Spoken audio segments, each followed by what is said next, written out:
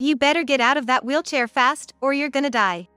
From behind me, desperately trying to stop the accelerating wheelchair, I can hear the cheerful voice of Tyler. I frantically pulled the brake of the wheelchair with my hands. He was a man careless with money, but still, we were supposed to have pledged our love that day. While struggling on the unstoppable wheelchair, anger welled up in me more than sadness. Ah! Thud, the wheel got caught in something, and I was thrown from the wheelchair.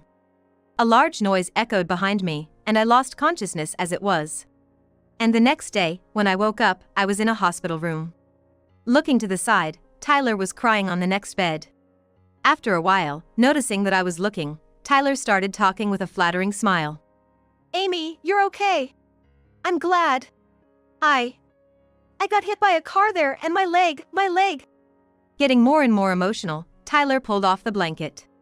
There was Tyler's body, with only one leg attached. Hey, you're gonna help me, right? We're married, aren't we? I refuse. Huh? Not thinking I would refuse, Tyler is dumbfounded. Who's gonna help, huh? I decided to vent all my thoughts. My name is Amy Moore. I'm a 45-year-old illustrator. I liked being active when I was young, and I even participated in national swimming competitions during my student days. Even as a working adult, I enjoyed various sports without change, but about 2 years ago, I got a certain disease, and I can no longer put strength into my left leg. I did not hear the diagnosis directly, but with a leg that has little to no sensation, I cannot walk, and now I am living in a wheelchair. My husband Tyler is a year older, and we met at a group date. My house was originally wealthy, and my father was a well-known company president in society, so many people, both men and women, wanted to get in on that windfall. Actually, my father has never favored me or my siblings, and while it might have been a privileged environment, there's no return for pleasing me. But still, many people thought so and approached me, and I was sick of it. In the midst of that, only Tyler seemed to look at me, not the money, and our relationship developed. Our dates were picnics and mountain climbing, and anniversaries were at each other's homes. We were happily nurturing our love, and around the time we entered our 3rd year of dating, we got married. Our new home was very close to my in-laws' house, and they adored me. Especially my father-in-law, with whom I shared a love for sports, and we often went to watch games together. We had been married for 10 years, hadn't been blessed with children, but we were still living happily. However, as soon as I started my life in a wheelchair, Tyler's attitude completely changed. He began to demand, as a matter of course, that my family pay for the cost of making our home accessible and for arranging a helper. Of course, my father didn't pay for that. I was originally planning to cover it with my savings and future salary. When I told this to Tyler, an unexpected reply came back. Then the inheritance will decrease, won't it? What do you mean? My illness was not supposed to be life-threatening. Even so, why do I have to be told about an inheritance? Startled by my voice, Tyler suddenly began to speak in a coaxing tone. No, sorry, I made a mistake. Your savings, right? See, I thought we gonna need a lot from now on. I was not convinced by Tyler's poor excuse, but since he hated reducing our marital assets extremely, I reluctantly told myself that maybe it's just his stinginess again. After that, Tyler often mentioned inheritance or insurance. Gradually, he stopped making excuses and started suggesting things like, let's switch to a more expensive insurance. I found myself unable to understand Tyler anymore. In the end, despite Tyler's objections, I decided to use the savings I had accumulated before marriage and that year's bonus to fund the renovations. And I decided to request a housekeeping service company about 3 times a week. With the house made accessible, I was able to do the housework even in a wheelchair, so 3 times a week was enough. The person in charge was an older woman with a good demeanor, and it became my pleasure to have tea with her during breaks. However, it seemed that Tyler didn't like the woman in charge, and he often complained. The way she folded the laundry was different, the order in which she arranged the washed dishes was different, and sometimes he even felt the taste of the food was different. All of these were such nitpicks that could be called fault-finding, and one day I finally exploded in anger. Why do you say such rude things? Huh? It's true, right? She's getting money for such a shoddy job. The world is being taken for granted. Besides, it's weird to pay for housework. Have her do it for free. There's no way that can happen. Tyler was momentarily taken aback by my ferocity, but he soon began to smirk. And then he said something unbelievable. "If you insist, then fine," he said. "I'll deduct the same amount we're paying her from our living expenses." What? I felt dizzy with Tyler's incomprehensible decision. We have been paying the in-charge woman about $1,000 a month. Half of that amount I had been contributing by adding to the living expenses from my own savings. But now, Tyler said he was going to put that $1,000 into his own allowance instead of the living expenses. Our living expenses were already stretched thin, so if Tyler didn't contribute, I would have to make up the difference. In other words, my own out-of-pocket contribution would go from $500 to $1,500, basically tripling. Holding my temple strongly, I answered. "If you deduct $1,000, your contribution to the living expenses becomes $500. Where do you think I'm gonna find the extra $1,000? Well, it's your whim, so you should pay for it. You're earning, aren't you?" Unbelievable. It's true that after falling ill, I had bravely gone independent and was succeeding. But my income was just a bit higher than when I was a company employee. If I had to deduct another $1,000, I wouldn't be able to save any money. However, Tyler showed no signs of backing down. "Fine, but promise me one thing. Make sure you save that $1,000 properly." "Got it." With Tyler cheerfully agreeing, I felt nothing but anxiety. And that anxiety soon proved to be well-founded. Tyler stopped complaining about the housework agency. But correspondingly, Tyler stopped doing any housework. "Hey, even though we're asking the housework agency, we should do the daily chores." "Huh? What are you talking about?" "We're paying them, so let them do it." Tyler began to leave the house more often. There was no conversation, and on the rare occasions when we met, he made a disgusted face. The word divorce started floating in my mind. "Hey, wanna go see the cherry blossoms in the botanical garden?" Cherry blossoms? We had been living with minimal conversation for 2 months. It was early spring. Suddenly, Tyler said this, leaving me baffled. Smiling, Tyler continued to talk to me, who was at a loss. "Recently, we've just been passing by each other, right? I thought I'd like to have a little talk while looking at the beautiful flowers." "Well, okay then." "All right, let's go," Tyler cheerfully exclaimed as he began pushing my wheelchair. The trivial conversation after so long eased my weary heart a bit. Maybe the recent discord was because we hadn't been talking enough. It was when I began to think that way. "You know, I'm out of money. I really need your insurance money soon." "What?" Along with Tyler's unheard voice, my wheelchair was pushed vigorously and began to descend the slope on its own. Unable to understand the situation, I panicked. Still, I desperately reached for the brake. "You better get out of that wheelchair fast, or you're gonna die." From behind me, as I tried desperately to stop the accelerating wheelchair, Tyler's merry voice echoed. Desperately, I pulled the wheelchair brake with my hand. He was a man careless with money, but we were supposed to have vowed love that day. As I struggled atop the uncontrollable wheelchair, anger bubbled within me more than sadness. "Ah!" The tire caught on something, and I was thrown from the wheelchair. A loud noise followed behind, and I lost consciousness then and there. And the next day, when I woke up, I was in a hospital room. Looking sideways, Tyler was crying on the next bed. After a while, noticing that I was watching, Tyler spoke with a fawning smile. "Amy, you're safe. I'm glad. I was hit by a car there and my leg. Becoming increasingly emotional, Tyler tore off his blanket. From there appeared Tyler's body, with only one leg attached. "You'll help me, right? We're husband and wife, right?" "I refuse." "Huh. It seems he never imagined I would refuse." Tyler was left speechless. Who would even think about helping him? I decided to let out all the feelings I had been holding in.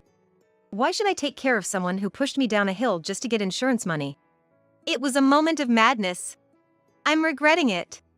If saying sorry could fix everything, we wouldn't need the police. My words turned Tyler's face pale blue. I continued to talk without letting him interrupt.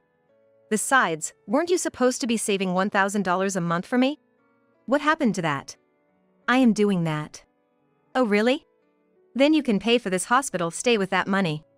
"Well, about that." Tyler was stammering, in a panic. And for a good reason, his bank account was practically empty. Why do I know this, you ask? Because I have the bank book. Tyler, always finding things troublesome, only checked his account online. Therefore, I usually managed and kept all the bank books. Back when our relationship was good, I never felt the need to check how much money he had. But since he hadn't been depositing the $1,000, I started keeping the accounts. And I found out that instead of saving money, he was sending it somewhere else. The recipient was a woman. I hired a detective and found out that Tyler had not only cheated on me but even had a child. The money was going to his affair partner as child support for his kid. 4 years old. Cute age, huh? Have you been visiting her? How long have you known? A month now. As I said this, Tyler's mouth hung open in shock. I dropped another bomb on him. Really, I was shocked. Because you're paying child support for someone else's child. Huh. Tyler had a confused look on his face. Understandably so, as Tyler believed the child his affair partner had given birth to was his own. I couldn't hold back my laughter. Then, Tyler cut it off with a disgruntled voice. What the hell are you talking about? That kid is truly mine. Hearing those words, I burst out laughing even more. Seeing me like that, Tyler looked at me as if I was something creepy, so I decided to tell him the truth. But you see, you can't even have children. Huh? I continued talking while laughing at his most foolish face and voice ever since we met. You really thought I was the reason we couldn't have kids? Well, I was considerate and didn't tell you, but your father knows. It's a lie. Blood completely drained from Tyler's face. Actually, we had been undergoing infertility treatment for about 3 years since our marriage. At that time, Tyler reluctantly took the test. As a result, it was revealed that the cause was with Tyler. However, after consulting with my father-in-law, I decided to keep it a secret from Tyler.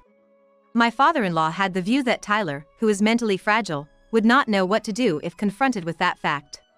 Hearing my father-in-law's view, I was troubled, but in the end, I continued the infertility treatment without telling Tyler the results, and stopped it at Tyler's request.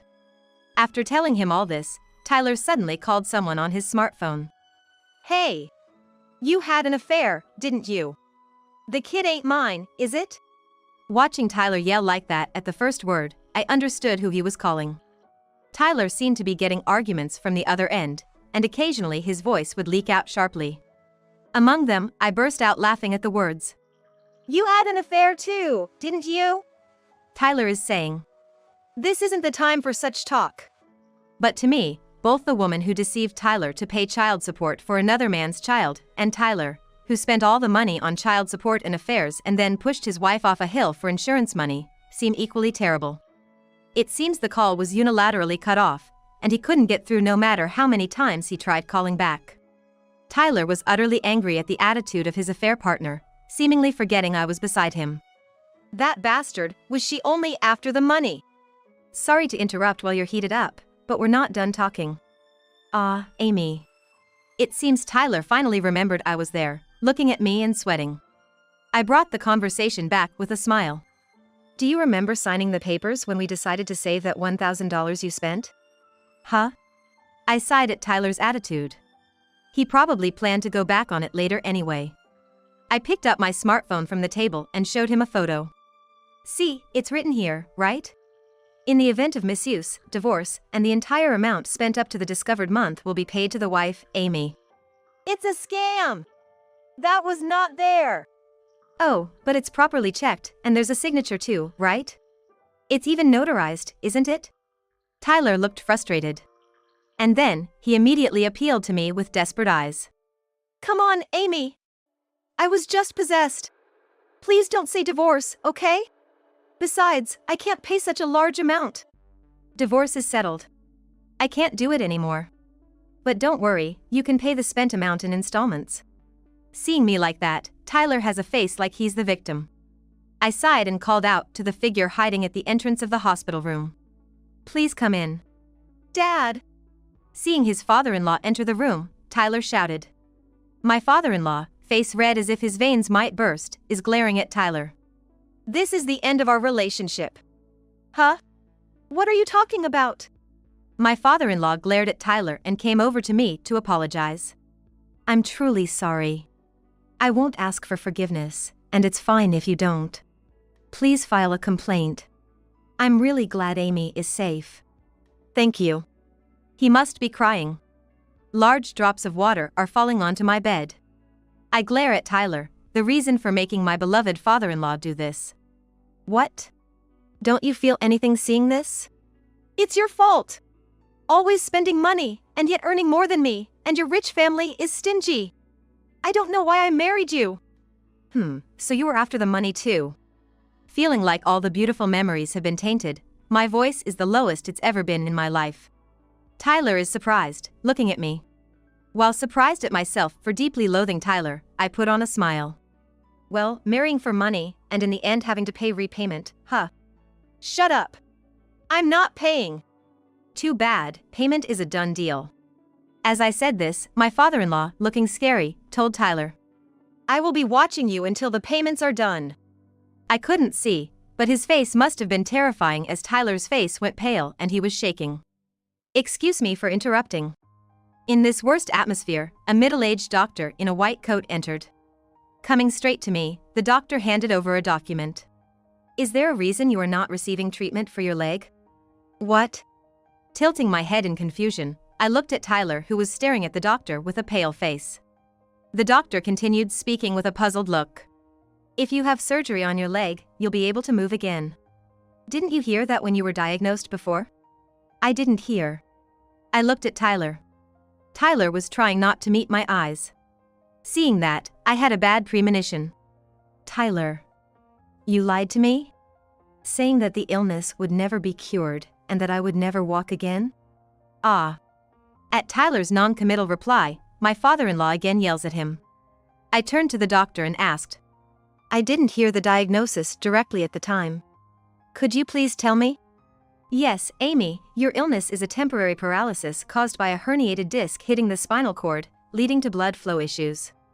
Since some time has passed, you'll need rehab, but you will be able to walk. I couldn't stop my tears at the doctor's words. I was wrong to trust Tyler and not hear the diagnosis, but my disgust for Tyler, who lied about a problem involving a person's life, grows by the minute. There's not a shred of affection left. Tyler, what's going on? Tyler. Don't just stand there, say something.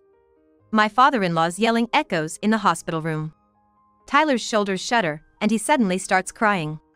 But if Amy is free to roam the world, I'm always left behind. If she's in a wheelchair, she will always stay home, and she won't try to have more fun than me, right? So.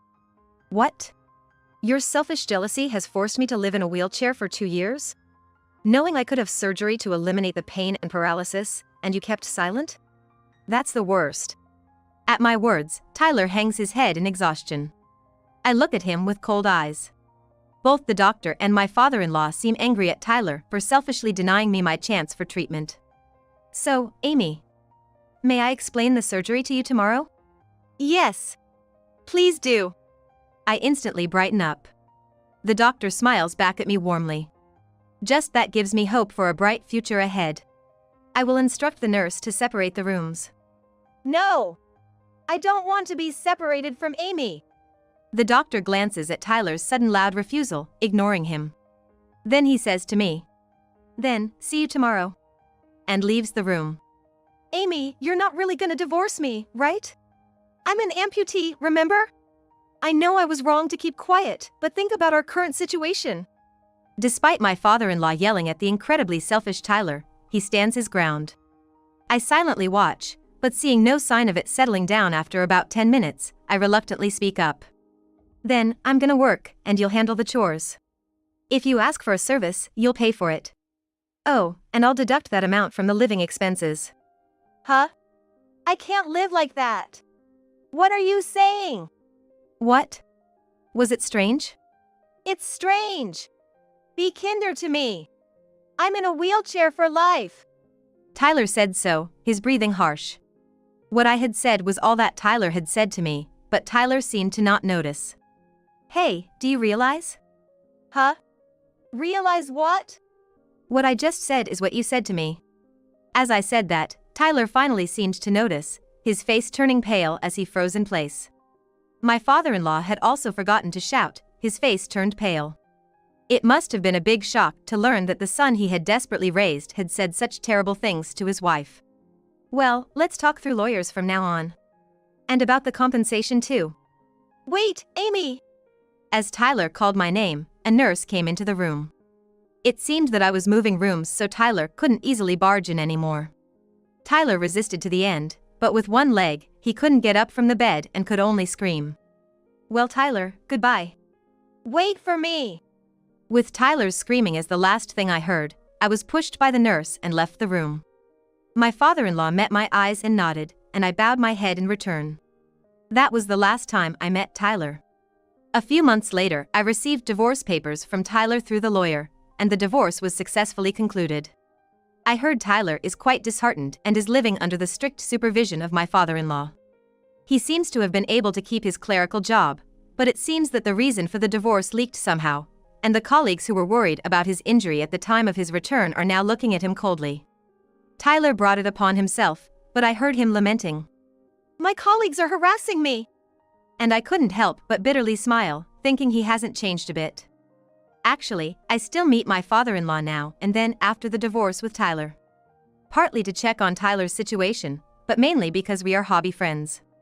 Initially, my father-in-law seemed apologetic, but recently he is getting back to his usual self.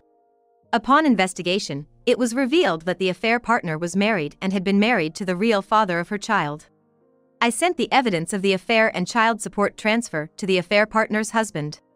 It seems he found out about the affair from the evidence I sent, and a huge dispute ensued.